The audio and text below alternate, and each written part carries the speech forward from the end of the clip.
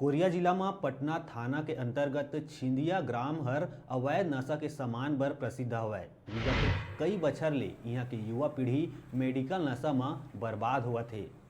आए दिन मेडिकल में मिले वाला नशीला पदार्थ में कार्यवाही होवत आथे। वही तारतम्य में आज फिर पुलिस विभाग के टीम लगभग 650 नग एविल रेवस्कोजेसिक इंजेक्शन, 600 नग स्पाजमो टेबलेट जेकर कीमत 77,011 रुपया साथ ही आरोपी ला गिरफ्तार करी से।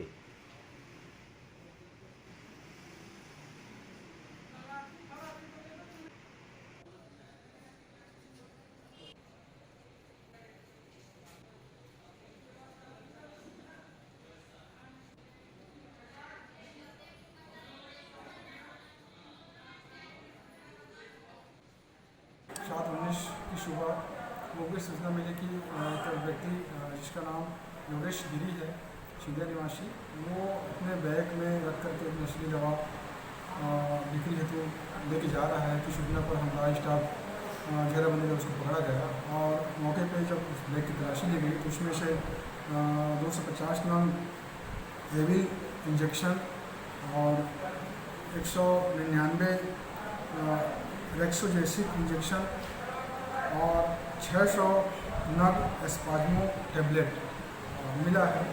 कुल कीमती रकम 7,611 रुपये